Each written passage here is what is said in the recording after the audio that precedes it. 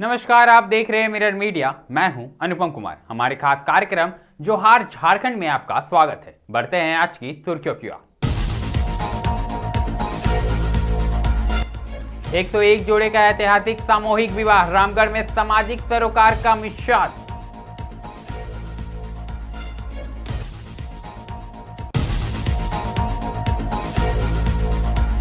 विकसित भारत 2047 का road map, 2026 budget पर भाजपा का फोकस।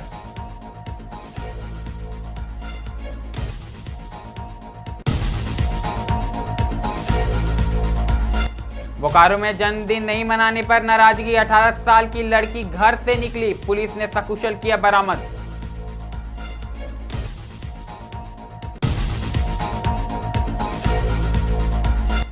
धर्म के साथ विकास का संदेश, बाघमारा महायज्ञ में बीसीसीएल सीएमडी की मौजूदगी।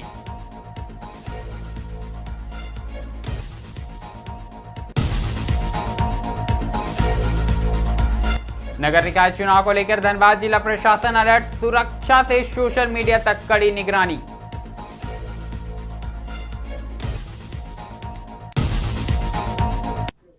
अब खबरें विस्तार से। सबसे पहले बात हम रामगढ़ की करेंगे, जहां सिंधु कानू मैदान में हजारीबाग सांसद मनीष जायसवाल की ओर से एक जोड़े का भव्य सामूहिक विवाह उत्सव आयोजित किया गया। इस ऐतिहासिक आयोजन में झारखंड के राज्यपाल संतोष गंगवार और दिल्ली के सांसद सह मशहूर गायक मनोज तिवारी विशेष रूप से मौजूद रहे। मनोज तिवारी ने अपनी लोक गायकी से समारोह को में 4 चांद लगा दिए। यह सामूहिक विवाह आर्थिक रूप से कमजोर और जरूरतमंद परिवारों के लिए आशा की किरण बना। नवविवाहित जोड़ों को फ्रिज, टीवी, वॉशिंग मशीन सहित कई उपहार और आत्मनिर्भरता के लिए ई रिक्शा भी प्रदान किए गए। यह आयोजन समाज के लिए प्रेरणा स्रोत बन गया।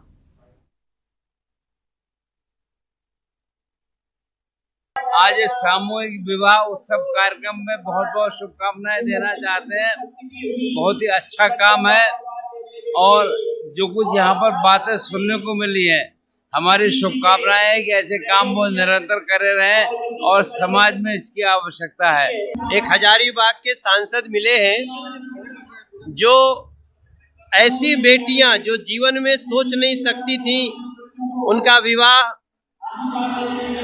कैसे होगा, कब होगा, किस प्रकार से होगा नहीं होगा, वैसी बेटियों की ऐसी राजसी शादी, जहां महामहिम राज्यपाल महोदय खुद उपस्थित हैं और सारे विधि विधान ऐसा हो रहा है कि अच्छे अच्छे घरों में भी जहां ऐसे मंडप नहीं लगते हो, इतने विद्वान प्रकांड पंडित ना आते हो, इतने बड़े बड़े सांस्कृतिक कार्यक्रम ना होते हो, उन व्यवस्था में 101 आर्थिक रूप से कमजोर बेटियों का विवाह, ऐसे मनीष जायसवाल जी को मैं धन्यवाद देता हूं। जैसा कि आप सब देख रहे हैं कि सांसद मनीष जायसवाल जी के माध्यम से हर वर्ष शादी समारोह का आयोजन करवाया जाता है। इसी कड़ी में इस बार रामगढ़ जिला में सामूहिक शादी 101 जोड़ों का, गरीब जोड़ों का, जरूरतमंद जोड़ों का कराया जा रहा है। अगली खबर राजधानी रांची से है, जहां बीजेपी कार्यालय में केंद्र सरकार के 2026 बजट को लेकर प्रेस कॉन्फ्रेंस आयोजित की गई। इसमें भाजपा नेता और सांसद राजीव प्रताप रूड़ी मौजूद रहे। उन्होंने कहा कि मोदी सरकार का लक्ष्य विकसित भारत 2047 है। रूड़ी ने बताया कि झारखंड में 51,000 करोड़ रुपए का टैक्स रेवोल्यूशन लाया जाएगा। साथ ही पिछले 10 वर्षों में रेलवे विकास के लिए 7,302 करोड़ रुपए खर्च किए जाएंगे, जो कांग्रेस सरकार से कहीं अधिक है। उन्होंने शिक्षा के क्षेत्र में 85 नए केंद्रीय विद्यालय खोलने और झारखंड में दुर्लभ खनिजों के बेहतर उपयोग की बात कही। उन्होंने कहा कि बजट पूरे देश के विकास को ध्यान में रखकर बनाया गया है। जमशेदपुर का भी निर्माण का कार्य प्रारंभ होने की संभावना है और आरसीएस के तहत 8 मैं स्वयं आज दिल्ली से आया हूं। पता नहीं आप सब लोगों को जानकारी है कि नहीं, और आज भी मैं जिस विमान से दिल्ली से आया उसका मैं कप्तान था। आपके शहर में उतरने का मुझे सौभाग्य प्राप्त होता रहा है और वो विमान खचाखच भरा हुआ, यानी कि आज झारखंड के प्रति देश के लोग यहाँ आना भी चाहते हैं, भाग भी लेना चाहते हैं, निवेश भी करना चाहते हैं। जिस तरह से आपका विमान खचाखच भरा रहता है, आगे गुंजाइश है, पटना से भी लगाव है, बाकी स्थानों से भी, और इसका विस्तार समय समय पर होगा। झारखंड में 30/6/2025 तक 3,633 किलोमीटर राष्ट्रीय उच्च पथों का निर्माण। स्वदेश दर्शन में लगभग 30 करोड़ और ये संरचना एजुकेशन इंफ्रास्ट्रक्चर में 85 नए केंद्रीय विद्यालयों की स्थापना की गई। हेल्थ केयर में देवघर में एम्स की स्थापना और कई सारी योजनाओं के बारे में, सोशल वेलफेयर, ट्राइबलों के प्रति और जनजातीय समूह के प्रति विशेष रूप से भारत सरकार का लगाव है। शहरी विकास बहुत बड़ी चुनौती है और जब मैं ऊपर से आसमान से देख रहा तो मुझे आज भी लगा कि रांची के साथ बहुत बड़ी चुनौती है, जमशेदपुर के साथ, धनबाद के साथ। बोकारो के सेक्टर 12 थाना क्षेत्र से एक अजीब लेकिन संवेदनशील मामला सामने आया है। दरअसल 6 जनवरी को रानी भट्टाचार्य अपनी जन्मदिन को ठीक से ना मनाए जाने से नाराज होकर घर से निकल गई। परिजनों ने जब बच्ची को नहीं पाया तो पिता गणेश चंद्र भट्टाचार्य ने थाने में गुमशुदगी की शिकायत दर्ज कराई। पुलिस ने त्वरित कार्रवाई करते हुए बच्ची को सकुशल बरामद कर लिया। डीएसपी सिटी आलोक रंजन ने बताया कि यह एक बचपना भरा कदम था।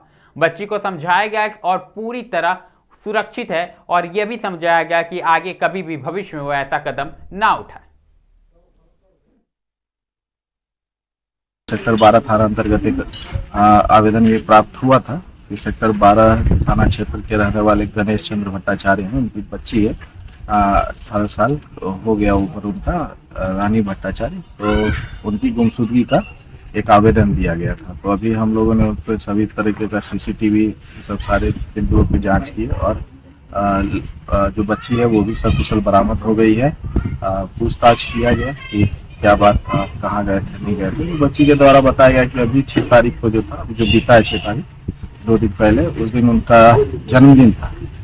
तो जन्मदिन का बच्ची का कहना था कि जन्मदिन मेरे पापा मम्मी अच्छे तरीके से अच्छे से सेलिब्रेट नहीं की, उसी कारण से वो नाराज थी। तो बैग लेकर के वो अपने घर से निकल गई। फिर जा करके निकल करके आई, फिर अपना मतलब इधर उधर कुछ देर भटकने के बाद फिर वो वापस इधर पुलिस को भी सूचना मिला।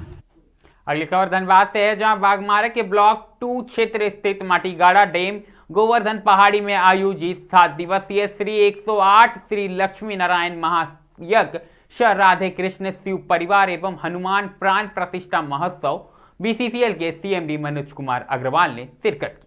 इस दौरान सीएमडी ने कहा कि ऐसे धार्मिक आयोजन समाज में भाईचारा और सांस्कृतिक मूल्यों को मजबूत करते हैं। उन्होंने गोवर्धन मंदिर को पर्यटन स्थल के रूप में विकसित करने और क्षेत्रीय विकास में बीसीसीएल की हर संभव मदद का भरोसा दिलाया। कार्यक्रम में बड़ी संख्या में श्रद्धालु और बीसीसीएल के वरिष्ठ अधिकारी मौजूद रहे।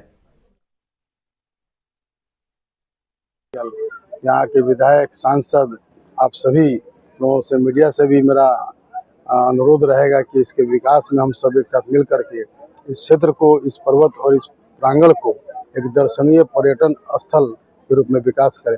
उसमें बीसीसीएल पूरा इसमें योगदान देगा। धन्यवाद। दिनचर्या, उनकी जीवन शैली, उनके रहने के स्तर में सुधार हो।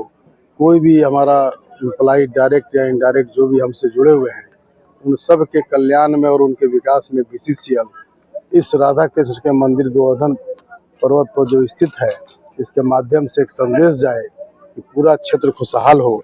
और साथ ही साथ हमें चाहेंगे कि ये जो गोवर्धन पर्वत राधा कृष्ण का मंदिर परिसर है, प्रांगण है, जैसे भगवान कृष्ण ने कंस रूपी रावण का नाश किया था, कुरीतियों का अंत किया था, उसी तरह से इस गोवर्धन पर्वत राधा कृष्ण के मंदिर से। अगली खबर भी धनबाद से आई है, जहां नगर निकाय चुनाव को निष्पक्ष, शांतिपूर्ण और बिना किसी बाधा के संपन्न कराने के लिए जिला प्रशासन ने सभी तैयारियां पूरी कर ली। दरअसल 23 फरवरी को होने वाले मतदान के लिए धनबाद नगर निगम और चिरकुंडा नगर परिषद के सभी मतदान केंद्रों पर पर्याप्त सुरक्षा बल तैनात रहेंगे। उपायुक्त ने साफ तौर पर बताया कि धनबाद नगर निगम में कुल 974 और चिरकुंडा नगर परिषद में कुल 42 मतदान केंद्र बनाए गए हैं। सभी बूथों पर न्यूनतम आवश्यक सुविधाएं उपलब्ध रहेगी और हर बूथ को मॉडल बूथ के रूप में विकसित किया गया है। निष्पक्ष चुनाव के लिए flying squad team, static surveillance team, check post, CCTV कैमरे और कंट्रोल रूम से सक्रिय निगरानी रखी जाएगी। आम आचार संहिता उल्लंघन की शिकायत कंट्रोल रूम या पर्यवेक्षकों से कर सकते हैं। वहीं एसएसपी प्रभात कुमार ने बताया कि सभी मतदान केंद्र पर पुलिस बल तैनात रहेगा। सोशल मीडिया पर अफवाह और फेक न्यूज पर नजर रखने के लिए 24 घंटे सोशल मीडिया मॉनिटरिंग सेल सक्रिय रहेगा। चुनाव के दौरान प्रलोभन या अवैध गतिविधियों पर सख्त कार्रवाई की जाएगी। इसके अलावा लाइसेंसी सत्र धारकों को 15 फरवरी तक अपने हथियार थाने में जमा करने को लेकर अनिवार्य रूप से निर्देशित किया गया है। जिले के एसएसपी और खासकर निर्वाचन की पूरी टीम, पंचायती राज पदाधिकारी, सभी आरओस, एआरओस और सभी प्रेस मीडिया के भाई बंधु, सभी को मेरा सादर जोहार। और आज ये प्रेस कॉन्फ्रेंस मूल रूप से बुलाई गई है कि म्यूनिसिपल इलेक्शंस जो अभी होने हैं उसको लेकर लगभग जो प्रिपरेशन की प्रक्रिया है वो पूर्ण हो चुकी है और अब हम लोग ऑलमोस्ट रेडी हैं चुनाव के लिए। जो छोटी मोटी चीज़ें हैं वो भी चल रही है, उसमें भी कार्य जारी है। हम लोग इस महत्वपूर्ण प्रेस कॉन्फ्रेंस में आज चुनाव को लेकर के एकत्रित हुए हैं। इसमें डीसी साहब आपको बहुत ही विस्तृत से सब कुछ बता ही दिए हैं। कुछ महत्वपूर्ण बिंदु है जिस पे मैं आपको अवगत कराना चाहूँगा। हो सकता है कुछ पॉइंट्स रिपीट हो। सबसे पहले बूथ और जो पोल है उसके सिक्योरिटी के बारे में, कैंडिडेट्स का सिक्योरिटी और आमजन से क्या रिक्वायरमेंट है उसके बारे में। तो जैसा बताया गया था, धनबाद नगर निगम एवं चिरकुंडा नगर परिषद। अगली खबर भी धनबाद से है, जहां लोन सेटलमेंट को लेकर हुए विवाद में loan recovery agent Amit Kumar Agarwal की हत्या का सनसनीखेज मामला सामने है। दरअसल रविवार को सदर थाना क्षेत्र के सूर्या हाईलैंड सोसाइटी स्थित विकास खंडेवाल के आवास से अमित अग्रवाल का शव बरामद किया गया। सूचना मिलते ही पुलिस मौके पर पहुंची और शव को कब्जे में लेकर पोस्टमार्टम के लिए SNMFCH भेज दिया। वहीं DSP law and order Naushad Alam ने बताया कि मोबाइल लोकेशन के आधार पर विकास खंडेवाल को हिरासत में लेकर पूछताछ की गई। पूछताछ के दौरान आरोपी ने हत्या की बात स्वीकार की, जिसके बाद उसकी निशानदेही पर शव की बरामदगी की गई।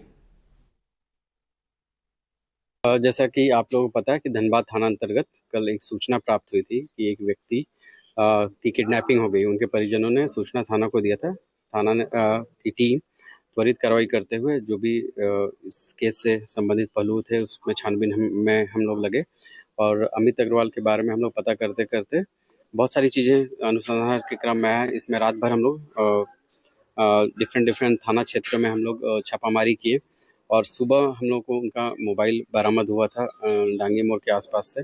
उसके आधार पे हम लोग 3-4 आदमी को हम लोग उठा के क्वेश्चनिंग किए थे। उसमें से एक व्यक्ति ने इस कांड में अपनी संलिप्तता स्वीकार की है और उसके स्वीकारोक्ति बयान के आधार पे हम लोग यहाँ पे सूर्या हाईलैंड सिटी में हम लोग ने छापामारी किया है। तो छापामारी के क्रम में जो अपहृत व्यक्ति थे उनका डेड बॉडी बरामद हुआ है और मोटरसाइकिल भी बरामद हुआ है।